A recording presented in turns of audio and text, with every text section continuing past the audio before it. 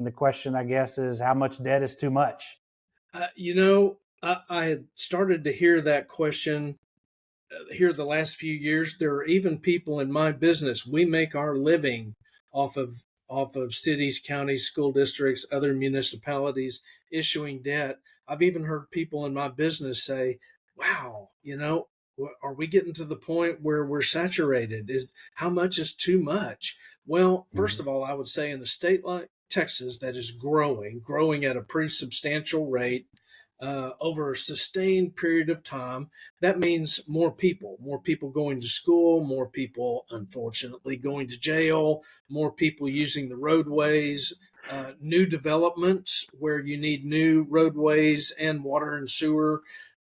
There's a lot of infrastructure that goes into accommodating an increasing population. If you're buying school buses and you're financing them with bond money, if you're amortizing that debt over 10 years, which is the average useful life of a school bus, I'm really not very concerned about the total creeping up and up and up, as long as you're paying that debt off as those assets begin to retire. If you're financing technology infrastructure and you're financing it for 5 years, then I think that's good.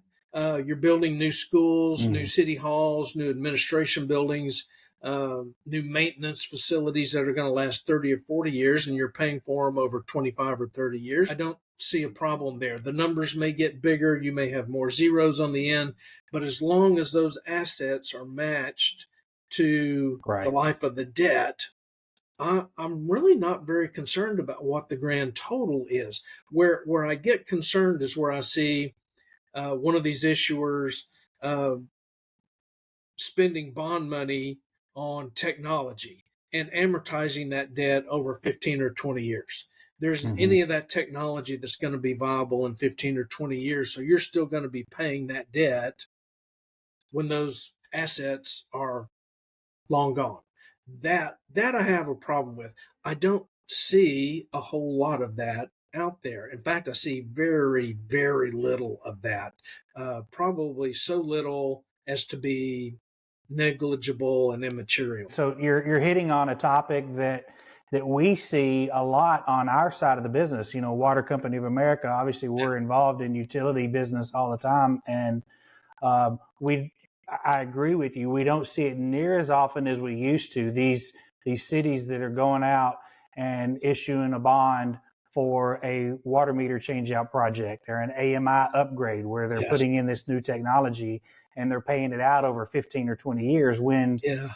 Yeah. these water meters weren't designed to last 15 years. This technology is changing every 2 or 3 years, and so by the time they pay it off, they're already outdated. It's antiquated. They got to do it all over again. And most of the time, Yeah. it's before they've even got the thing paid off. I was going to say the last thing you want is to have a client who needs to buy new water meters and has to do it with bond money, but they're still paying on the old ones that are That's outdated right. and retired. So you want Right. those bonds for that kind of work to be on a very short amortization schedule. And I think we're seeing more of that these days. That equipment's not going to last 15 years. We're seeing more and more suppliers, service providers, and stuff that are now offering some meters as a service and financing that type of stuff in house, where it pays itself off in 2 to 3 to 5 years, if you Yeah. will, because they know that that's what's going to happen with that stuff. Issue here in the coming years is